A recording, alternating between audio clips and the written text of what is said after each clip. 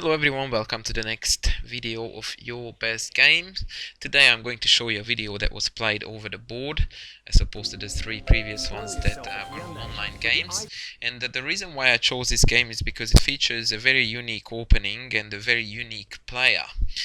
This player is a Hungarian chess master, was a chess master, sadly he passed away already, and was a very remarkable figure of the Hungarian chess. He's none other than the famous chess master Gabor Kardas, or Kardas Gabor, was a really cool little dude, with a very entertaining chess style, very fearless chess style, and a very entertaining, humorous character as well. Kardas was very famous for his fighting spirit, his incredible tactical skills, and his remarkable ways of knocking back draws, because he was very strongly against any kind of draws, especially early part of the game. So yeah, he was a very funny character and a very cool chess player. And I would like to show you the latter by showing a game that he played against international master Sergei Arhipov, who not much longer after the game was played became a grandmaster. For the record, Kardas is, when he was at his peak, he was rated 2360, which is of course quite a high rating considering that he achieved that sometimes in the 80s when ratings were not as inflated as today. But let's stop the talking and the introduction and get into the thick of it, and let's start the game with the very famous and stylish Kardas Gambit, which kicks off with pawn h4. Now I know that you have got a feeling that I am going to show you something very silly here, but trust me, the game is very well worth watching, and I think it belongs really well to this channel. Alright, so Arhipov played e5, Kardas through d4 at him, because this is the time to open files and diagonals, takes, and knight f3. Of course, queen takes would not have been in the style of Kardas. He wants to develop his pieces. c5, c4. Kardas played c3 and d3 in this position as well. d5, d3. Very Morpheus, really, that Kardas basically places everything, sets everything aside for the sake of development and opening diagonals and files, well, apart from his first move anyway. D takes e3 and c takes d5. Now that looks like a really bad move, because it allows e takes f2, and after king takes, if the knight comes to f6, then we have got this very annoying check threat on e4 and g4, and both tend to be very nasty. The reality, however, is that knight f6 is actually a very bad move here, and in my opinion best would have been bishop d6 first. In fact, after knight f6, black is losing by force. And I'm not kidding at all. After 7 moves, an international master as black is downright lost against 1h4. Very impressive indeed.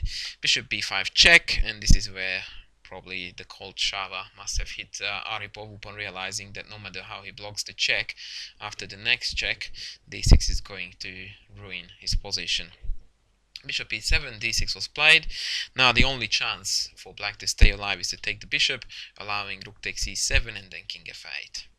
Now it seems like black has managed to weather the storm, or at least the first part of it, but that's actually not quite the case, because queen b3 creates a very nasty double attack, which forces bishop e8, and that means again that after knight g5, white's initiative is developing very rapidly. C4, oh sorry, knight g4 check was played first, and after king g1, black threw in c4. These are all pretty much only moves for black, who is now losing by force after the very spectacular knight e6 check. But this is a bit of being a party pooper on my side, because after queen f3 that was played in the game, we are going to actually transpose into the knight e6 line, so you are going to see the point of that move just in a second, because Arhipov decided to drop the knight back, and probably even here we didn't realize that he was dead lost due to this spectacular and truly fantastic sacrifice. Knight e6 check, pawn takes, and the icing on the cake, queen takes f6. Now that is just a stunning beauty. By sacrificing the queen, white is about to introduce a new motif to the game, which would be the windmill motif. Capture is forced, and after bishop h6 check, now we see the windmill motif king g8, rook g7 check, king f8, and now white is eating up everything along the 7th rank. Choke again, king back, and after rook takes a7 check, king g8, rook g7 check, we are about to harvest even more material. The reason why I paused it for a second, yes, because it's an extra entry from me, because in this position after rook g7, black actually resigned the game. So that was the end of it. I suppose he wanted to make it a 21 so that at least he wouldn't be famous for losing a miniature. So he wanted to make more than 20 moves. And the point is indeed that after king f8, Kalash would have taken the a7 pawn and then would have given a check to take the queen.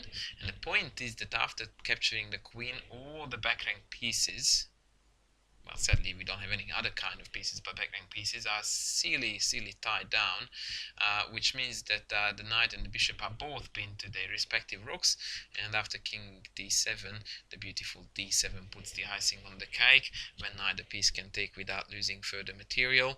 So the end would have been something like here, takes, and then knight c3 or knight d2, doesn't matter, and white is an extra piece to the good and would have converted this age very comfortably. A fantastic, really cute little game, a very cheeky one too, but one that I think fits the style and the description and the whole concept of this channel perfectly well. Kalash clearly had a lot of fun playing this game, and yeah, it's not about opening theory and knowing books inside out, it's about having fun, being talented, and scoring spectacular victories, and that's exactly what he did here against his lot stronger and lot more famous opponent. I hope you guys enjoyed this video, and I will be back with more soon. Thanks for watching.